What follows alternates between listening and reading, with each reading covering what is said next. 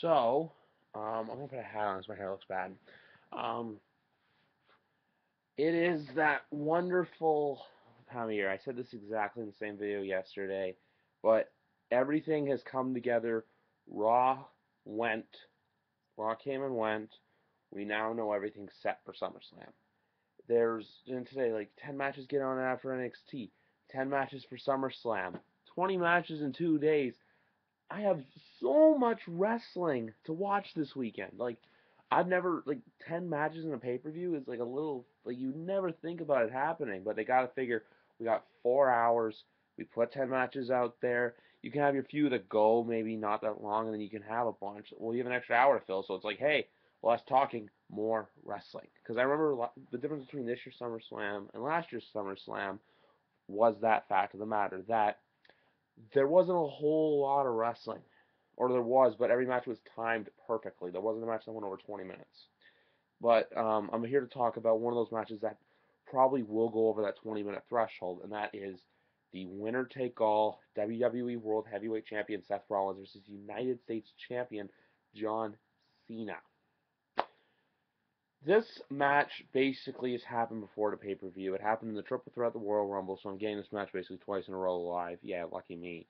Um, and TLC 2014, and then this is the fourth time that I'm seeing John Cena and Seth Rollins in the same ring wrestling together. Uh, Last year I went to a Raw Montreal. They were the main event. Main event of a house show I went to back in October. Royal Rumble, now SummerSlam.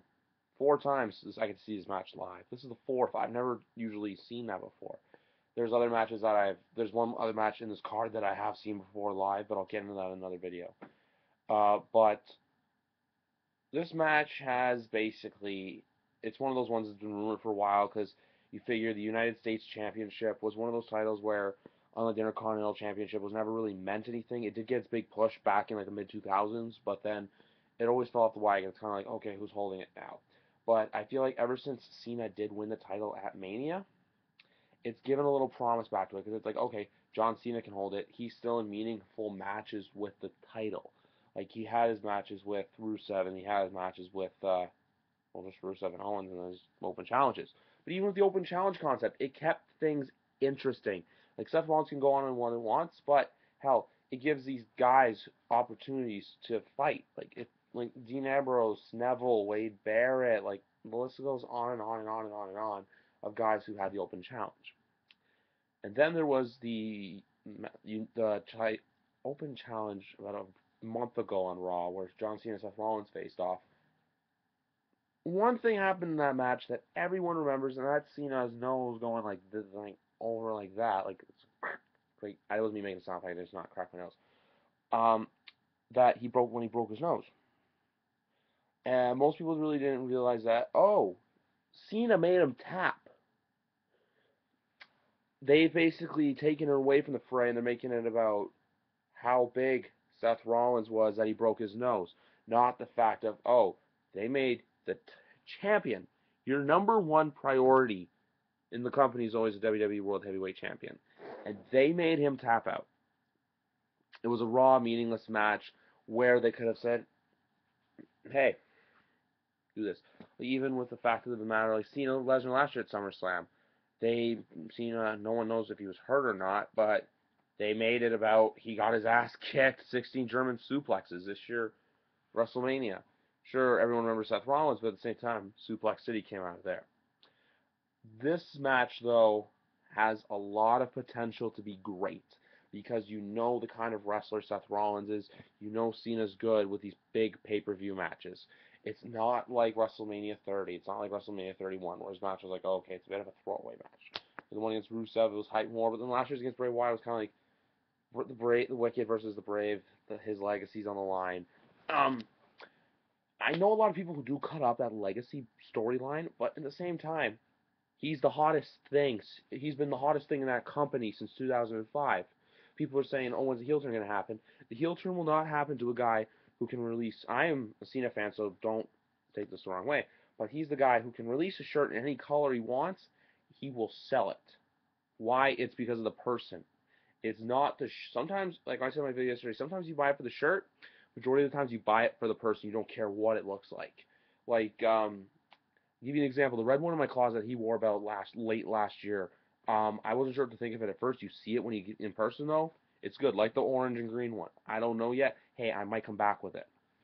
It all depends on if I like it or not. But the match here, I don't. There's so many possibilities of what can happen. Okay, you can have Seth Rollins win, remain on his pedestal. Um, so people who are close to me know that I haven't exactly seen Cena win at a pay-per. I haven't. I can openly say this. I've never seen John Cena win a pay-per-view match live. John Cena versus The Rock, we all know what happened. Cena versus Lesnar, don't want to get into it. But Royal Rumble I count as, hey, he might have lost the match, but he didn't get pinned, so I take it as a small, like the small victories. Look at the glass half full, not half empty. All in all, though, they got the potential to make this a great match. Hopefully they do. I'm gonna pull for Cena on this one. Why?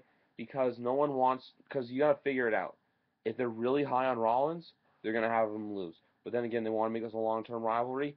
You can have this match, have Cena hold on to both titles for say like a month or so. Night of Champions, he can drop it because no one will care, and Rollins goes back to having the title, and then you can go on from there. Because basically right now, SummerSlam is the second biggest pay-per-view of the year, and a lot of it's fallout from WrestleMania 30, for example. Some people are still talking about the one match, and WrestleMania 31. But then at the same time, you're looking at 32 already. So there's so many little factors in this match that, hey, down the road, these two may fight again. That's all you got to look at. Like, look at Cena Lesnar, for example, last year. And then they fought again at the Rumble with Rollins. But this one, I'm going to be honest with you, I have a feeling if Sheamus cashes in, I wouldn't even be mad. Why? Because you still have the title on Cena. Him and Rollins can go after it, and you can have Sheamus, Cena, Rollins all in that feud if that happens. I don't think Sheamus will cash in, but I'm going to look more for signs at Sunday. It's one of those things where I'm not going to go in thinking it could happen, but if Sheamus does lose his match, I'm going to have a watchful eye out. But anyway, I'm picking Cena to win this match. Hopefully you all watched this whole video. I went on longer than most of the prediction videos for one match, but I figured with me going and I still got to pack and I don't have a lot of time and prep with Los Angeles, New York, and blah, blah, blah, blah, blah. I want to predict this match and the main event on its own and then leave the other 8 matches for another video to go in because I can just bang off, bang off, bang off, bang off, bang off and not take that long because I really want to go in depth with Cena, with Taker Lesnar. But all in all, hustle, loyalty, respect. The champ will remain. The champ is here. He will remain here, and he's gonna add more gold to his belt, and that 5 is gonna become a 6. And third time seeing him on the East Coast wrestle, so I'm going off that. So hopefully, third time's the charm. See ya when I see ya.